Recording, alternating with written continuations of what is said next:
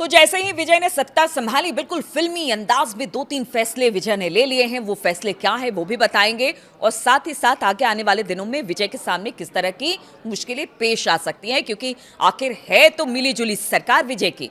नमस्कार, मैं हूं नीलू। तो तमिल मूल के शब्द थलपति का अर्थ होता सेनापति या फिर नेता।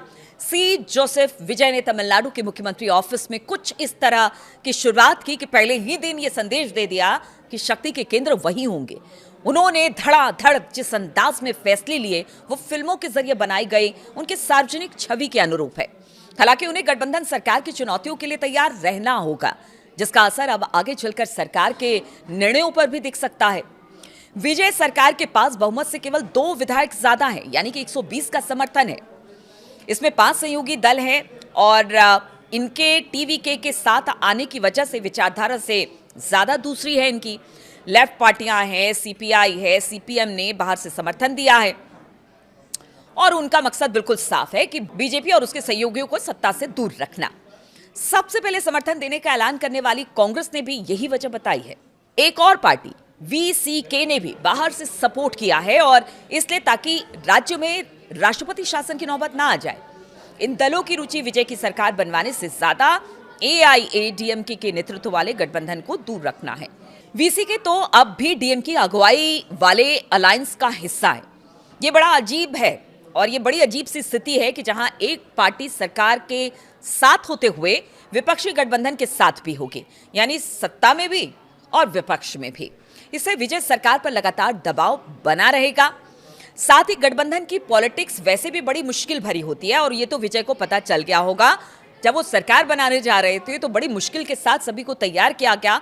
उसके बाद कहीं जाकर विजय ने शपथ ली। तो वो जानते हैं कि पॉलिटिक्स किस तरह से मुश्किलों भरी हो सकती है आगे आने वाले दिनों में, जहां कई बार ना चाहते हुए भी समझौते करने पड़ते हैं। कई बार साथी दलों की प्राथमिकताएं और उनके हित सरकार के लक्ष्यों से मेल नहीं खाते। विजय के सामने चैलेंज होगा कि वो कैसे तालमेल बिठाते हैं। उन्हें केंद्र के साथ संबंधों में भी संतुलन बनाना होगा और राजभवन इसमें बड़ी भूमिका निभाएगा। उनकी दूसरी बड़ी चुनौती होगी राज्य की वित्तीय स्थिति को संभालते हुए चुनावी वादों को पूरा करना, क्योंकि वादे बहुत किए हैं और फैसले इसलिए हम कह रहे हैं कि जो शुरुआत के 2-3 फैसले उन्होंने 200 यूनिट बिजली फ्री कर दिया है, बाकी भी वादे किए हैं, उसको पूरा करना उनके सामने चुनौती होगी। सत्ता संभालते ही उन्होंने जो 200 यूनिट फ्री बिजली थी, स्पेशल टास्क फोर्स के गठन का आदेश उन्होंने दे दिया, बिजली फ्री कर दी। हालांकि उन्होंने ये भी कहा कि डीएमके सरकार 10 लाख करोड़ से ज्यादा का कर्ज छोड़ गई है। आंकड़े बताते हैं कि 2024-25 के दौरान सब्सिडी पर करीब 52,603 करोड़ रुपए के खर्च के साथ तमिलनाडु देश में दूसरे नंबर पर था।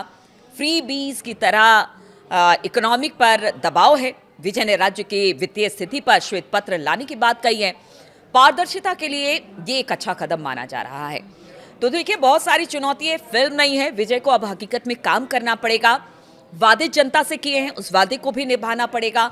जो कर्ज पिछली सरकार छोड़ कर गई है उसको भी ध्यान में रखना पड़ेगा और साथ ही साथ जो इतने सारे दल ने विजय को समर्थन दिया है उनको भी साथ लेकर चलना होगा।